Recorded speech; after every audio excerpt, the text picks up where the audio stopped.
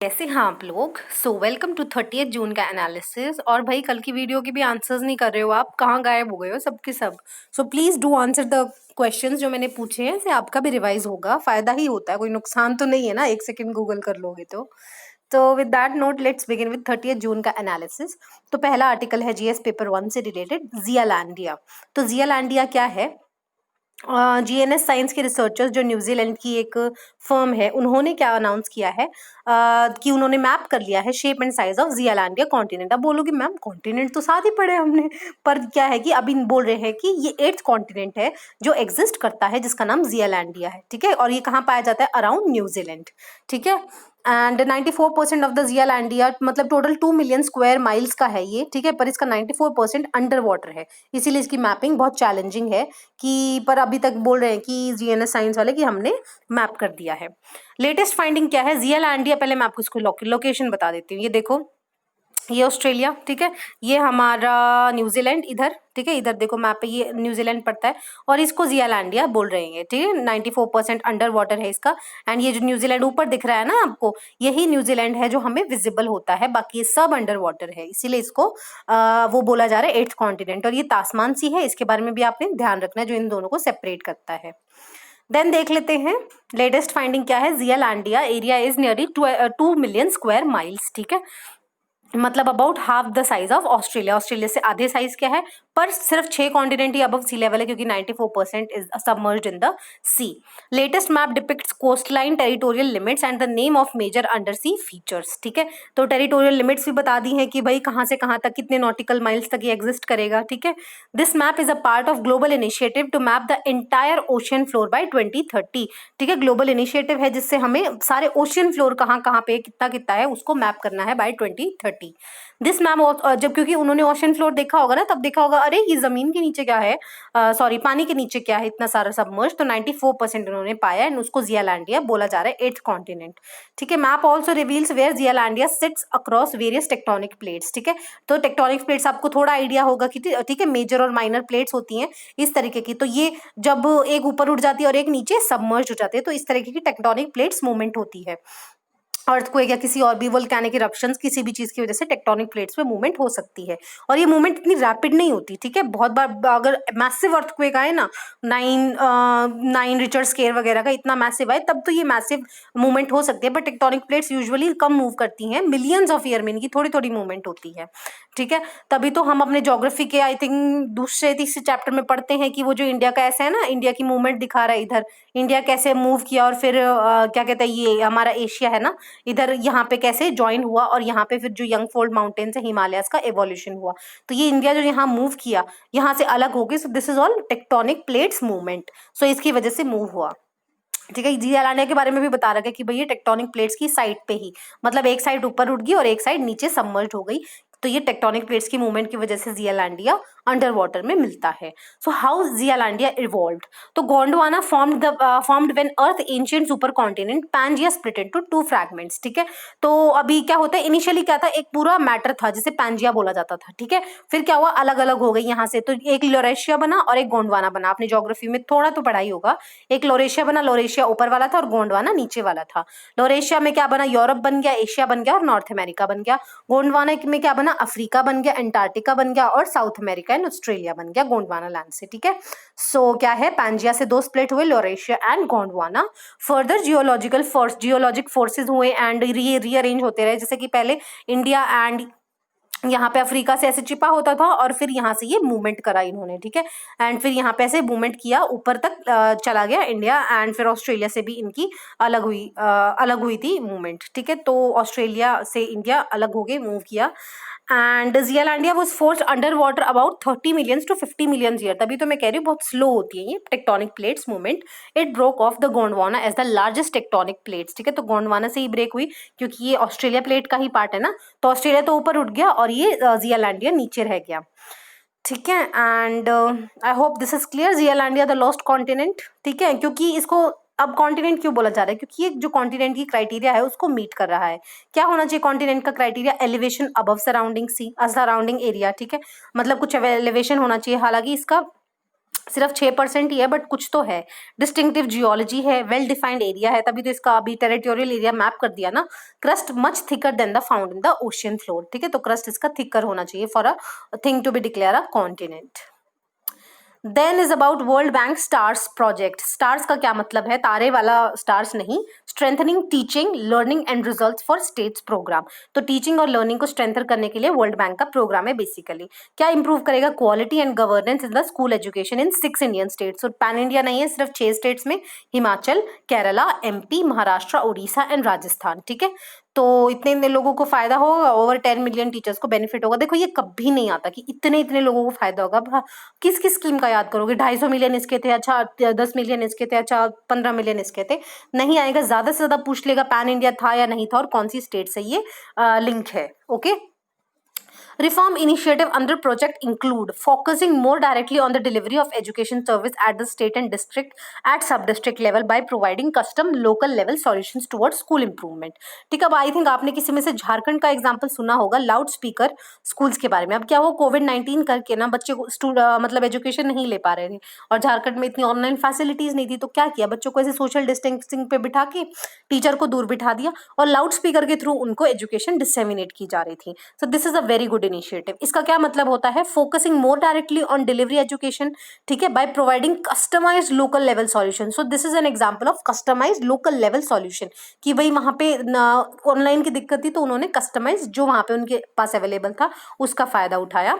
Addressing demand from stakeholders specially parents, कि भाई parents क्या चाहते हैं, बच्चे का किस तरीके में ध्यान देना चाहिए, कि उनकी योगा क्लासेस करानी चाहिए या कौन से सब्जेक्ट पे ज्यादा फोकस करना चाहिए for greater accountability and inclusion, ठीक है। तो पेरेंट्स की डिमांड एंड उनकी जो भी आउटपुट है उसको भी आपको लिख के रखना चाहिए by producing better data to access the quality of learning.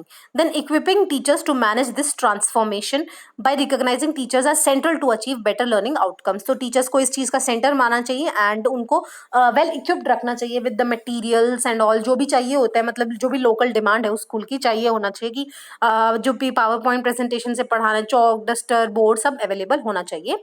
Investing more in developing India human capital needs by strengthening foundation learning for childrens, जो क्लास 1 2 3 के बच्चे हैं, preparing them for cognitive, socio-behavior and language skill to meet future labor market needs. So basically हमें India की human capital जो हमारा अच्छा खासा ह्यूमन कैपिटल है, डेमोग्राफिक डिविडेंड है, उसका फायदा उठाना चाहिए। आत्मनिर्भर एंड एजुकेशन, तो आत्मनिर्भर भारत का क्या मतलब होता है, India that is able to produce and deliver goods और सर्विसेज दोनों ही टू इट्स सिटीजंस, ठीक है, ऐसा हमारा भारत हो जो हमारी जो नीड्स है उसको केटर कर सके एंड फुलफिल कर सके। This applies equally to the education for all childrens, की हमें जो भी एजुकेशन है वो भी मतलब बेसिकली वोकल फॉर लोकल होना चाहिए, तो एजुकेशन को भी इतना वेल बैलेंस्ड एंड एक्सेसिबल बनाना चाहिए। Delivering a service like education, क्योंकि एजुकेशन भी एक सर्विस है, रिक्वायर कैपेबल स्टेट्स, ठीक है, जो एक स्टेट ऐसे कैपेबल है जो डाइवर्स पॉपुलेशंस की नीड को केटर कर सकती है। Building state capability involves process of learning to do things on one's own, ठीक है, तो स्टेट की कैपेबिलिटी कब बनेगी, जब स्टेट खुद से ही सीखेगा एंड खुद से ही टीचर्स की रिक्रूटमेंट बढ़ाएगा and things like that. This is precisely idea behind Atmanirbhar Bharat. Fundamentally therefore it can not be outsource, कि भाई टीचर्स की आउटसोर्सिंग नहीं होनी चाहिए, बाहर से आप कॉन्ट्रैक्ट पे बुला रहे हैं, ठीक है, बेसिकली आप लोकल टीचर्स का ज्यादा इन्फ्लुएंस रखिए क्योंकि वो ज्यादा मतलब कॉन्टैक्ट कर पाते हैं। मान लो कोई कोचिंग इंस्टीट्यूट है, वहाँ पे आपने हरियाणा में मद्रास का बंदा बुला लिया तो वो ज्यादा अच्छे से परफॉर्म नहीं कर पाएगा, एक्सेंट में ही दिक्कत आ जाएगी, बच्चे कनेक्ट नहीं कर पाएंगे। So basically it can not B outsourced. In other words, state capability is about things getting done in government and by the government and by ensuring effective implementation that is responsive to local needs, ठीक है। state capability क्या होती है कि भाई सरकार काम करे और इंश्योरिंग इफेक्टिव इम्प्लीमेंटेशन हो इसकी, जो भी लोकल नीड्स है उसके मतलब उसकी उस लाइन में वो नीड्स केटर हो उनकी। Why is starch approach to build state capacity flawed, ठीक है, तो ये कमियां बता रहा है उसमें। It fails to address basic capacity issues, ठीक है, कि भाई जो बेसिक कैपेसिटीज है वे मेजर वैकेंसीज खाली पड़ी है हमारे यहाँ पे जो भरी ही नहीं जा रही है, उसको अनएड्रेस किया, क्योंकि अब वर्ल्ड बैंक है ना, वो तो एक बड़े लेवल की चीज देखता है, उसको जो ग्राउंड लेवल की दिक्कत है ना वो हमारे यहाँ की पता नहीं है। So World Bank ignore the decentralising decision making requires the devolution of funds and real decision making power. So basically decentralisation करना पड़ता है, बट आज हमारी क्या है कि सेंट्रलाइजिंग टेंडेंसी है कि भाई एक ही जना डिसीजन ले एंड नीचे तक वो चीज़ ना सीप इन करे। It requires not just investment and but the capacity of the front line bureaucracy. तो ब्यूरोक्रेसी को भी एक्टिवली पार्टिसिपेट करके एंड सोशल अकाउंटेबिलिटी फिक्स करनी पड़ेगी कि भाई जब पेरेंट्स का या तो किसी का रिस्पॉन्स तो लो, तब जाके अकाउंटेबिलिटी एंड ट्रांसपेरेंसी इंश्योर होगी। Trust is entirely ignored in the World Bank project, ठीक है। Instead bank displays yet again an over reliance on the information and communication technology. ICT पे फोकस किया जा रहा है, ठीक है, ज्यादा मतलब कम्युनिकेशन की जो भी मतलब हाई लेवल की बेसिकली बात की जा रही है। उन्होंने मतलब एक इंडिया की जो ग्राउंड लेवल पे चीजें फेस करती हैं उसको ध्यान में नहीं रखा गया। आईसीटी को एक पैनाशिया मतलब एक सॉल्यूशन डिक्लेयर किया गया that lakhs any banking in evidence, ठीक है। Then outsourcing basic governance features by expanding private initiative and reducing government tasks will not make education more relevant to local needs or democratically promote people participation as stated in the project documents, ठीक है। तो बोला जा रहा है outsource basic governance features functions by expanding private initiative. तो basically PPP की बात कर रहा है या प्राइवेट इनिशिएटिव फुल फॉर्म में ज्यादा होने चाहिए। एंड गवर्नमेंट टास्क को जो बेसिकली जो प्राइमरी एजुकेशन है उस पर ज्यादा फोकस होना चाहिए एंड तभी वो लोकल नीड्स के लिए ज्यादा रेलिवेंट हो सकेगी। What needs to be done? Administration must be equipped with adequate physical and financial and human resources. Administration और governance reforms must be give greater discretion, ठीक है, उनको ज़्यादा autonomy देनी चाहिए। There need to be trust within the administration among peers and across different level of administration. So देखो ज़्यादा इसकी है नहीं, मुझे ऐसा लगता कि प्रीलिम्स में पूछा जा सकता है स्टार्स प्रोजेक्ट किसने वर्ल्ड बैंक का था, किस लिए है, ठीक है। ऑब्जेक्टिव पूछा जा सकता है, ये पैन इंडिया पूछा जा सकता है या नहीं है। रिफॉर्म्स इक्का दुक्का याद कर लेना मेंस के लिए ज़्यादा इफेक्टिव नहीं होगा आपके लिए, ठीक है। ज़्यादा पॉइंट्स उठ ही नहीं सकते हैं ना इस चीज़ से। Then is about in 24 hours Palestine faces an existential threat. So on 24 जून तो यूनाइटेड नेशन की सिक्योरिटी जनरल का नाम याद रखना एंटोनियो ग्यूटेरेस, ठीक है। तो एक वर्चुअल मीटिंग हुई, उन्होंने कहा कि Israel and Palestinian conflict is at watershed moment, ठीक है, क्योंकि इजरायली फिर से जो पैलेस्टीन का काफी पार्ट है ना उसको हड़पने की फिराक में है and it is a most serious वॉलेशन of international law, ठीक है। तो अब क्या करना चाहिए कि इजरायली गवर्नमेंट को अपने अबैंडन कर देने चाहिए जो ये एनेक्सेशन के प्लान्स है जो पैलेस्टीन में चालू कर रहे हैं। एंड जो मिडल ईस्ट क्वार्टेट है उसको मतलब एक्टिवली पार्टिसिपेट करना चाहिए। मिडल ईस्ट क्वार्टेट कौन है ये इंपॉर्टेंट है, United nation, Russia, European union and UN, ठीक है। तो ये मिडल ईस्ट क्वार्टेट है एंड उसको अपने मीडिएटरी रोल बेसिकली मीडिएट करके वहां पे उस चीज को रोकना चाहिए। मैं आपको इसराइल और पैलेस्टीन की लोकेशन दिखा देती हूँ। मिडल ईस्ट का मैप तो देखो रटना पड़ेगा, बात सीधी सी बात है। ये देखो यहाँ पे है, ये इजराइल है जो ऑरेंज से है कवर, ये वेस्ट बैंक है। तो बेसिकली ये जो वेस्ट बैंक की एरिया है ना इसको पैलेस्टीन बोला जाता है, ठीक है। एंड ये गाजा स्ट्रिप है। क्या हुआ था कि एक वॉर हुआ था, ठीक है, 6 डे वॉर। उसमें क्या था, ये गाजा स्ट्रिप और ये सिनाई पेनिनसुला बेसिकली इजिप्ट का पार्ट है। तो ये Sinai peninsula, Gaza strip and यहाँ पे गोलन हाइट्स, ठीक है, ये सब पार्ट्स छीन लिया गया था इसराइल द्वारा। बट ये है कि दोबारा से रिटर्न कर दिया गया था। बट ये है कि आज के टाइम में जो सिनाई पेनिनसुला है वो इजिप्ट का ही पार्ट है। सो ये जो वेस्ट बैंक का एरिया है ना इसे पैलेस्टीन बोला जा रहा है। तो ये इसराइल है ना, इसराइल की बहुत सारी मतलब धीरे धीरे करके इसको एनेक्स करता जा रहा है, ठीक है। और इम्पोर्टेंट लोकेशन क्या है, देखो ये जो सी सा नहीं दिख रहा है इसको, ये डेड सी है। डेड सी किसका बॉर्डर में है, वेस्ट बैंक और जॉर्डन, ठीक है, इन दोनों के बॉर्डर पे पड़ता है। फिर ये गोलन हाइट्स है, गोलन हाइट्स सीरिया में है। सो this is also very important location, ठीक है। तो इसराइल के बॉर्डरिंग स्टेट्स याद रख लेना, सिनाई, गाजा, वेस्ट बैंक, ठीक है। एंड ये ऊपर यहाँ लेबनान पड़ता है एंड ये सीरिया है एंड ये जॉर्डन है। So these are important locations which you need to remember. Then हुआ क्या था, इशू क्या है कि भाई बोला है कि भाई 1 जुलाई के आसपास हम 30% of the occupied West Bank को और एनेक्स कर लेंगे, ठीक है, जो ऑलरेडी ऑक्यूपाइड है। क्या हुआ था मैं आपको पूरा सीन बता देती हूँ मोटा मोटा ऊपर से। देखो वेस्ट बैंक क्या हुआ था, West Bank was captured by Jordan after 1948 Arab Israeli war, ठीक है। बेसिकली जो अरब इजरायली वॉर क्या हुआ था इनिशियली, देखो क्या हुआ था स्टार्टिंग से अगर मैं आपको बताऊं क्या स्टोरी थी इसकी, कि जो ये था कि जब वर्ल्ड वॉर फर्स्ट खत्म हुआ उसके बाद जो ये वाला जो एरिया था ना इसराइल वाला एरिया, इसको क्योंकि वहां पे जर्मनी हार गया था, ठीक है, तो ये क्या था इस एरिया को ब्रिटिश को दे दिया था एडमिनिस्टर करने के लिए, ठीक है। तो यहाँ पे क्या था जूस काफी अमाउंट में माइग्रेट करने लग गए इस एरिया में, ठीक है, क्योंकि ऑटोमन एम्पायर चला गया था। अगर ऑटोमन एम्पायर रहता तो वो उनकी जो माइग्रेशन है उसको रोकता, क्योंकि ऑब्वियसली ऑटोमन में तो फिर टर्क्स वगैरह थे ना, तो उसको रोकता जूस की माइग्रेशन को। पर जो जूस हैं वो ऑटोमन एम्पायर गिर गया तो यहाँ पे ज्यादा माइग्रेट करके आने लगे ब्रिटिश, क्योंकि ये ब्रिटिश राज था एंड वो ब्रिटिश ने उनको फैसिलिटेट किया। फिर क्या हुआ कि हिटलर का राइज हुआ, ठीक है, एंड हिटलर ने फिर वो हॉलोकास्ट, आपको पता होगा कि जूइश को बहुत ज्यादा प्रताड़ित किया और वहां से भगा दिया कि भागो यहाँ से, हम नहीं रहने देंगे। उसके टाइम पे, हॉलोकास्ट के टाइम पे यहाँ पे एक्सेसिव माइग्रेशन होने लगी। पहले तो हो ही रही थी तो धीरे धीरे, पर उसके बाद एक्सेसिव माइग्रेशन होने लगी और फिर क्या हुआ, कॉन्फ्लिक्ट में आने लगे। जहाँ पे अरब पॉपुलेशन भी थी एंड जो जूइश पॉपुलेशन है वो कॉन्फ्लिक्ट में आने लगे।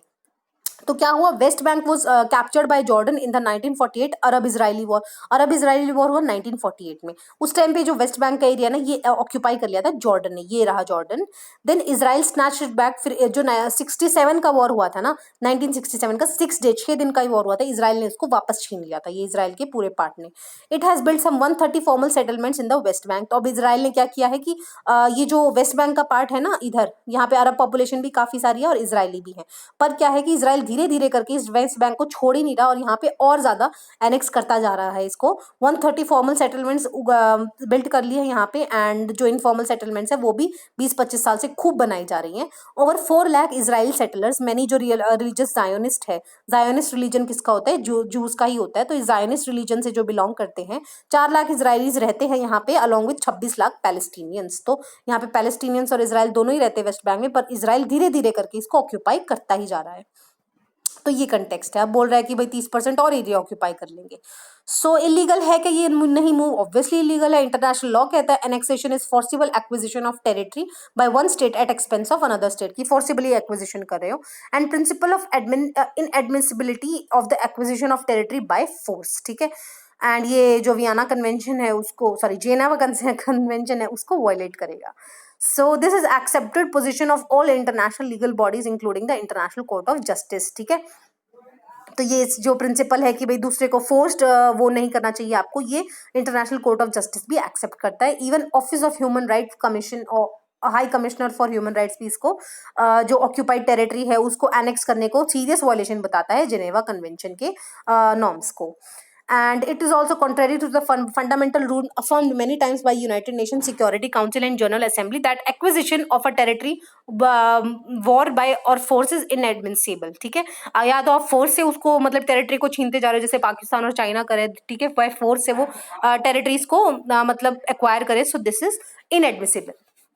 वेस्ट बैंक कहाँ है मैंने दिखा दिया आपको, एक लैंडलॉक टेरिटरी है बिटवीन मेडिटरेनियन सी, ठीक है, ये मेडिटरेनियन सी है, बॉर्डर्ड बाय जॉर्डन, जॉर्डन ये रहा इन द ईस्ट, एंड ये ग्रीन लाइन है जिससे जो सेपरेट करती है इसको इजराइल के साथ, ठीक है। एंड यहाँ पे जो इसके यहाँ पे ये वाला पार्ट है, ये वेस्टर्न सी, ये जो डेड शोर है ये इसको दिखा रहा है, डेड सी है यहाँ पे पड़ता। देन देख लेते हैं next article, scheme for formalisation of micro food processing enterprises. Government ने लॉन्च किया है scheme Pradhan Mantri formalisation of micro food enterprises. So ये 5 साल की स्कीम होगी 2024-25 तक, ठीक है। स्कीम क्या है, यूनियन कैबिनेट ने लास्ट मंथ अप्रूवल दिया था इसको, unorganised sector on all India basis, तो ये इंपॉर्टेंट है, ऑल इंडिया बेसिस पे होगी और अनऑर्गेनाइज सेक्टर को फोकस करेगी, ठीक है। जो माइक्रो फूड एंटरप्राइजेज है ना उनका फॉर्मलाइजेशन होगा, ठीक है। क्या होगा, जो अगर फॉर्मलाइजेशन हो गया तो उनको फाइनेंस ज्यादा मिलेगा, ठीक है, इंक्रीज इन रेवेन्यू उनका रेवेन्यू बढ़ेगा, ठीक है, फॉर्मलाइज हो गया, लोग ज्यादा खरीदेंगे वहां से सामान, फूड सेफ्टी एंड स्टैंडर्ड्स पे वो कंप्लाई करेंगे क्योंकि ये उनका फॉर्मलाइजेशन हो गया, उनकी कैपेसिटी स्ट्रेंथन होगी, ठीक है। एंड अनऑर्गेनाइज सेक्टर से वो फॉर्मल सेक्टर में आ जाएंगे, जो भी फिर गवर्नमेंट के बेनिफिट्स है एम्प्लॉयज को वो मिल जाएंगे। Women entrepreneurs and aspirational districts को फोकस मिलेगा। एस्पिरेशनल डिस्ट्रिक्ट क्या है, नीति आयोग ने सिलेक्ट किए हैं, जो एक बैकवर्ड डिस्ट्रिक्ट है ना बेसिकली, उनको एक नया नाम दिया है एस्पिरेशनल डिस्ट्रिक्ट, कि उनको बुरा ना लग जाए। So encourage waste to wealth activities and focus on minor forest produce in the tribal areas. So salient features क्या है, it is a centrally sponsored scheme, मतलब सेंट्रल सेक्टर में क्या होता है 100% सरकार देती है, सेंट्रल स्पॉन्सर्ड में रेशो होता है जिसमें सरकार और स्टेट डिवाइड करती है, central government and state government divide करती है। सेंट्रल स्पॉन्सर्ड में भी दो तरीके की स्कीम होती हैं, कोर ऑफ कोर स्कीम्स, ठीक है, एंड कोर स्कीम्स, ठीक है। तो कोर ऑफ कोर स्कीम्स क्या होती है कि भाई सबसे पहली प्रायोरिटी की होती है, जब भी पैसा आएगा सबसे पहले इनमें अलॉट हो गए। इसमें क्या आ जाती है, मनरेगा आ जाती है, ठीक है, national NSOAP national social assistant program आ जाता है, ठीक है, program for minorities, women, SC ST, तो 4 ये और नेशनल सोशल असिस्टेंस प्रोग्राम और मनरेगा, टोटल 6 स्कीम्स आती हैं कोर ऑफ कोर स्कीम्स में। बाकी जो सेंट्रली स्पॉन्सर्ड है ना, जो भी सरकार बोलेगी, जो भी आपको न्यूज में पढ़ोगे ना, वो सारी कोर स्कीम्स में आती हैं, ठीक है। तो 2 लाख माइक्रो एंटरप्राइजेस को असिस्ट किया जाएगा विद क्रेडिट लिंक सब्सिडी, ठीक है, पैसा दिया जाएगा सब्सिडी के रूप में। Micro enterprises will be get credit link subsidy at 35% of the eligible project cost with ceiling of 10 lakh, ठीक है। या तो 35% होगा जो उनकी प्रोजेक्ट की कॉस्ट होगी वो मिल जाएगा, या फिर अगर उससे ज्यादा है तो मैक्सिमम 10 लाख रुपए सरकार देगी इनको। Beneficiary contribution will be minimum 10% and balance from the loan. Seed capital will be given to the SHG. Seed capital मतलब शुरू करने के लिए जो कैपिटल चाहिए होता है वो सेल्फ हेल्प ग्रुप्स को मिलेगा, मतलब 4 लाख पर SHG को मिलेगा। And for loan to members for working capital and small tools. तो क्लस्टर अप्रोच चालू होगी, इसमें क्लस्टर में काम करेंगे and focus on perishable items. Then administrative and implementation mechanism scheme would be monitored and centered by interministerial empowered committee, जो chairman of minister food processing enterprises के होंगे, ठीक है, जो मिनिस्टर हैं उनकी चेयरमैनशिप में होगा, एंड जो कमेटी है वो इसको ओवरसी करेगी, inter minister empowered committee. State and UT level committee chaired by chief secretary, ठीक है, ये सेंटर का बता दिया, और स्टेट पे स्टेट या फिर यूटी लेवल कमेटी जो चीफ सेक्रेटरी इनके हेड करेंगे। State and UT will prepare annual action plan, भी कैसे काम करेंगे जो गवर्नमेंट ऑफ इंडिया बाद में अप्रूव करेगी। थर्ड पार्टी से इवैल्यूएट कराएंगे, ठीक है। मिड टर्म रिव्यू मैकेनिज्म भी होगा कि भाई स्कीम ढंग से काम कर रही है या नहीं। National level portal would be set up where and applicants, national level portal होगा जो अप्लाई कर सकेंगे easily, and would be undertaken on the national portal, basically online portal होगा जिसपे वो रजिस्टर कर सकते हैं। बेनिफिट क्या होगा भाई, जो माइक्रो एंटरप्राइजेज है ना वो नियरली 8 लाख है, ठीक है, एंड क्योंकि इन पे ये फॉर्मलाइजेशन नहीं हो पा रहा तो इनको जो सरकारी बेनिफिट्स है वो नहीं पहुंच पाते, इसलिए उनको फॉर्मलाइज करने की सख्त जरूरत है, ठीक है। 9 लाख, क्योंकि इस प्रोजेक्ट में काफी ज्यादा लोग एसोसिएटेड होते हैं इन एंटरप्राइजेस के साथ, तो जो 9 लाख के आसपास skilled and semi skilled job है उनको फायदा होगा, क्योंकि इनको क्रेडिट का एक्सेस बढ़ाया जाएगा, बता दिया ना 35% दिया जाएगा या 10 लाख का क्रेडिट दिया जाएगा। सेल्फ हेल्प ग्रुप्स को अलग से 4 लाख का क्रेडिट दिया जाएगा। Better integration with organised markets, ठीक है, जैसे कि गवर्नमेंट ई मार्केट प्लेस वगैरह इन सब पे एक्सेस हो जाएगा। Increases access to common services like sorting, grading, processing, packaging and storing. कुछ भी हो गया, जैसे आप मान लो कि चना निकल गया तो उसको पैक करने का, स्टोरेज करने का, तो ये होते हैं छोटे छोटे काम माइक्रो एंटरप्राइजेस के। Why we need this scheme, क्योंकि there are about 25 lakh unregistered food processing enterprises, 25 lakh के आसपास है, जो 98% ऑफ द सेक्टर को बताता है कि वो अनऑर्गेनाइज्ड है और इनफॉर्मल है, ठीक है। तो 25 लाख करीबन अनरजिस्टर्ड है, ठीक है। 66% तो रूरल एरियाज में है एंड 80% आर फैमिली बेस्ड, की घर पे ही अपना काम चला रहे हैं। This sector phases number of challenges, कि भाई क्या क्रेडिट नहीं मिल पाता टाइम से, मॉडर्न टेक्नोलॉजी नहीं है, और फूड सप्लाई चेन्स के साथ इंटीग्रेट नहीं हो पा रहे, एंड जो हेल्थ एंड सेफ्टी स्टैंडर्ड्स है उनको भी कंप्लाई नहीं कर पा रहे जब पैसा नहीं होगा तो, ठीक है। तो ये स्कीम की हमें खास जरूरत थी, तो इंपॉर्टेंट स्कीम है, थोड़ा ध्यान रख लेना। Scheme for formalisation of micro food enterprises. Then 59 Chinese app banned, so इसको तो पढ़ाने की भी जरूरत नहीं है, आपको पता ही होगा कि टिकटॉक बैन हो गया। And finally Carry Minati is too happy to hear this. So why government decided to ban 59 Chinese app, ठीक है। पहले से इनको रेड फ्लैग दे रखा था कि भाई सुधर जाओ, ठीक है, हमारी सॉवरेनिटी और इंटीग्रिटी को प्रेजुडाइज मत करो या खतरा मत बनो, जॉपर्डाइज मत करो इनको, and defence and security of India and public order को बेसिकली ये वो कर रहे थे, डिस्टर्ब कर रहे थे, क्योंकि देखा ही कितना पब्लिक में आउटरीच था कैरी मिनाटी के बाद, सो पब्लिक ऑर्डर को डिस्टर्ब कर रहे थे, इसलिए इन सबको बैन कर दिया, ठीक है। एंड मिसयूज हो रहा था इनका मोबाइल ऐप्स का, क्योंकि यहाँ से क्या डाटा स्टील हो रहा था, आप बोलते हैं यूट्यूबर्स की हमारा टिकटॉक वाले डाटा चोरी कर लेते हैं, एंड बाहर लोकेशन आउटसाइड द इंडिया इसको पहुंचाया जा रहा था, इसीलिए crore of Indian mobile users के इंटरेस्ट को सेफ गार्ड करने के लिए इसको बैन कर दिया गया है, ठीक है। एंड क्योंकि इंटेलिजेंस एजेंसीज ने रिकमेंड किया of the national security council secretariat, ठीक है, तो इसके बाद ये बैन हो गया। इफेक्ट कैसे करेगी इंडियन यूजर्स को, जॉब स्टेक पे है, क्योंकि काफ़ी ज़्यादा, क्योंकि टिकटॉक वगैरह जो चीज़ें हैं ना इनकी बहुत ज़्यादा, मतलब क्या है कि थोड़ा ही टाइम लगता है बनाने में, 16 सेकंड की वीडियो, थोड़ी थोड़ी वीडियोस, तो उससे क्या होता है एड्स वगैरह इनके पास ज़्यादा आ जाती थी, and this was a source of earning. तो क्या है कि इससे क्या सोर्स ऑफ अर्निंग बंद हो जाएगा, and scores jobs would be at stake. So what next, MeitY has issued instructions to Google and Apple की भाई बैन कर दो हमारे यहाँ से, एंड ऐप स्टोर से हटा दो इनको, iOS एंड एंड्रॉइड से। Additionally telecom operators and internet service provider will be asked to block access, ठीक है, जो भी अगर नेटवर्क से जियो या एयरटेल से यूज करें तो उनके एक्सेस को ब्लॉक कर दें। एंड कौन से मिनिस्ट्री ने कौन सा सेक्शन का आईटी एक्ट का लगाया, 69A of the IT act, and यहाँ पे जो IT act procedure and safeguard for blocking the access of information by public rules 2009 को यूज करते हुए इसको ब्लॉक कर दिया। So this section you need to remember. There is about legitimate concern on law and order in Nagaland. ठीक है, तो क्या हुआ कि नागालैंड गवर्नर थे जिन्होंने ये जो बढ़ती हुई दिक्कत थी वहाँ पे स्टेट में, क्या है कि दोबारा से इंसर्जेंसी बढ़ती जा रही है, एंड नागालैंड गवर्नर ने कहा कि वो नहीं देख सकते भाई ये सब चीज़ें हो रही हैं। बाद में क्या है कि जो भी ऑफिसर्स हैं, ठीक है, उनकी जो प्रमोशन वगैरह है आप मेरे से पूछ के करोगे। ठीक है, एंड ये पावर उन्होंने किसके तहत, article 371A of the constitution के तहत क्लॉज 1B के तहत इनके पावर है। जैसे आर्टिकल 370J जम्मू कश्मीर का था ना, 371 clause 1B is for Nagaland. ठीक है, क्या है कि गवर्नर को स्पेशल इसके तहत क्या है, ये एक्सक्लूसिवली फॉर नागालैंड है। ठीक है, जैसे 370 जम्मू कश्मीर के लिए था, गवर्नर को स्पेशल रिस्पॉन्सिबिलिटी दी जाती है with respect to law and order maintain करने के लिए। ठीक है, कि भाई गवर्नमेंट की फाइनल, गवर्नर की फाइनल से होगी ऑन ऑल द मैटर जो भी लॉ एंड ऑर्डर से रिलेटेड हैं एंड जो लॉ एंड ऑर्डर को कॉन्स्टिट्यूट करते हैं। इशू क्या है, governor has voiced concern for sections of civil society, क्योंकि जो आर्म्ड ग्रुप है वहाँ पे उनका काफ़ी ज़्यादा इंसर्जेंसी बढ़ती जा रही थी। एंड डिस्पाइट सेंटर जो नागा पीस अकॉर्ड हुआ था, it is nowhere close to finalising it with groups. क्या है कि वहाँ पे देखो NSCN है, ठीक है, एक ऑर्गेनाइजेशन है, ठीक है, सोशलिस्ट ऑर्गेनाइजेशन है जो वहाँ पे दिक्कत क्रिएट करती है एंड वहाँ पे मिलिटेंसी बढ़ाती है। ठीक है, एंड तो ये जो NSCN IM है, ठीक है, such as instances on retaining a separate flag and constitution, की क्या डिमांड है, हमारा झंडा अलग होना चाहिए, हमारी कॉन्स्टिट्यूशन अलग होनी चाहिए। ठीक है, एंड वो पैरेलली अपना administrative and paramilitary structure even force भी मेंटेन करके रखते हैं।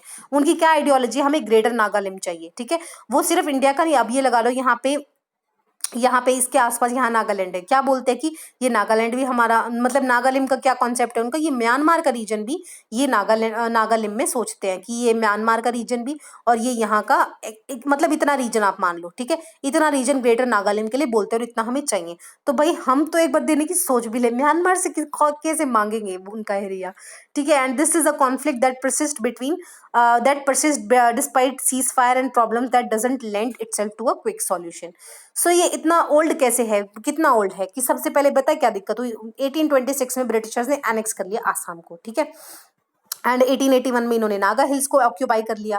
ठीक है, तो ये दोनों ब्रिटिशर्स के अंडर आ गए। ठीक है, फिर क्या हुआ, 1918 में उन्होंने क्या बोला कि अब 1881 में आ गए, अब नागालैंड वाले लोगों को रियलाइजेशन हो गया कि भाई ये तो हमें एक्सप्लॉइट कर रहे हैं।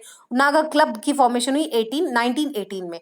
ठीक है, which told the Simon commission in 1929 कि भाई तुम निकलो यहाँ से ब्रिटिशर्स और हमें अपने हाल पे छोड़ दो। In 1946 came the Naga National Council NNC which declare Nagaland as a independent state on August 1947। ठीक है, बोलते कि भाई सॉवरिन नागा स्टेट होना चाहिए, एंड रेफरेंडम भी करा लिया। ठीक है, 1951 में, जिसने सबने नागालैंड को सपोर्ट किया।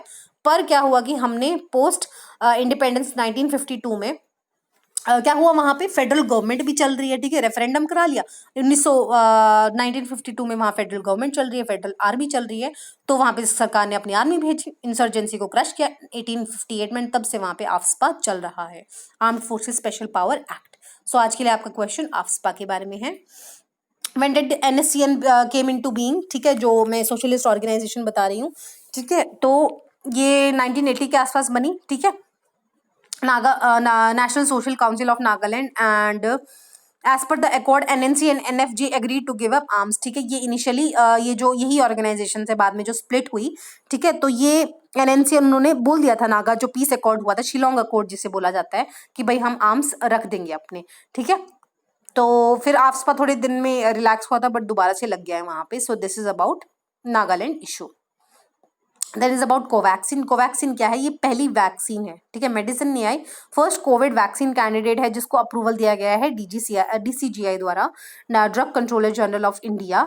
ये क्या है, इनएक्टिवेटेड वैक्सीन है, created from strain of infectious SARS-CoV-2 virus. मान लो ये DNA है SARS-CoV-2 वायरस का, इसका इतू सा पार्ट लेके, मतलब एक इनएक्टिवेटेड है, ये स्ट्रेन यूज कर लिया फॉर फॉर्मेशन ऑफ वैक्सीन, क्योंकि वैक्सीन में ऑब्वियसली यही होता है। इट इज फर्स्ट वैक्सीन जिसको अप्रूवल दिया गया ड्रग कंट्रोलर द्वारा फॉर ह्यूमन क्लिनिकल ट्रायल। किसने बनाई, Bharat biotech in collaboration with ICMR and national institute of virology. ठीक है, एंड कोरोफ्लू भी बना रही है ये। कोरोफ्लू क्या है, नेजल वैक्सीन है, नाक द्वारा दी जाएगी। And this is not very important. देखो, जब तक नहीं आ जाती वैक्सीन तब तक ये बॉल बाय बॉल कमेंट्री याद करने की जरूरत नहीं है इसकी इतनी ज़्यादा utility. So thank you so much for watching. आज के लिए जो आपका क्वेश्चन है वो आफ्सपा के बारे में आप मुझे कॉमेंट सेक्शन में बताना, एंड गुड बाय।